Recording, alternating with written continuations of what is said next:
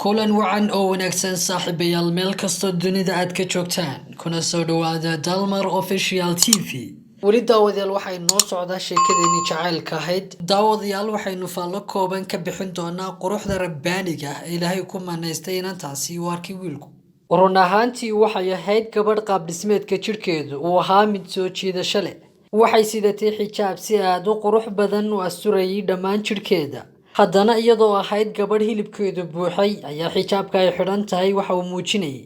inta badan quruxda jirkeeda waxaase aad iigu muuqday gacmaheeda iyo kubabka hoose ee lugaheeda oo dareen soo jiidasho la gelinayay naftayda waxaana i xiiso gelinayay inaan arko wejigeeda haddana waxaan dareemayay inaanan ka boganin quruxdeeda guud intii ii muuqatay hadday tahay qaabka ay u laafyoonaysay ood moodaysay inaanu socodkuba ku haynin wax dhiba gacan waxay kuu sidatay telefoonkeeda gacanta halka gacanta kalena ay ku haysay xijaabkeeda waxaan daba socdaba waxay istaageen meel aan sidaa iga fogeyn anna waxaan gaabiyey socodkii si aan u arko wejigeeda balse marna dib iimay soo jaleecin waxayna la hadlaysay gabadhii ay wada socdeen waxay sii jeedaba waxa ii baaqay saaxiibkay Cabdi oo taagnaa dhinaca midig ee gabadhan waan u tagay laakiin dhinaceeda marnaba ma eegin boqosho igu jirtay awgeed cabbaar haddaan la joogayna waxaan saaxiibka u sheegay inaanan caawin karin shaqadii maanta oon ku daalay darteed kadibna waxaa hawshaydii keligii qabtay wiilkii Cabdi la socday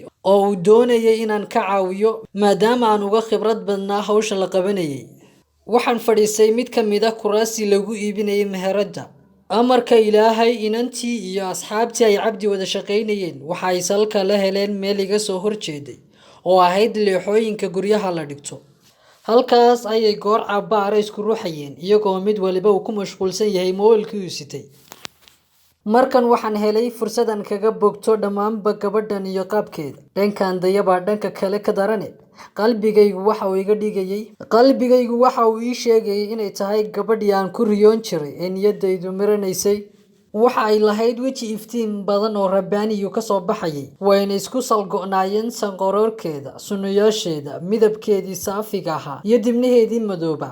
ku darso in yarna ha ahaatee wax biyo ka badin wejigeeda kamaysa muuqanin ma aysan marsanin bootarka dumarku ragga ay ku hodeen sunnayaasheedana laguma arkaynin qalinka waxwaalay lebis qarisana bishmaheeda ma aysan lahayn haddana waxay ka dhalaal badnayd hablihii tirada badna ee xaruntan ka adeeganayay dooq ahaan waxaan ahaa mid markiisa horeba necab kiimikada ay habluhu ismariyaan allailahay niyadayda kamay marnayn ereyadii allaha u naxariistay uu lahaa majaajilaystihii reer Jabuuti ee sarreeye ee ay ka mid ahaayeen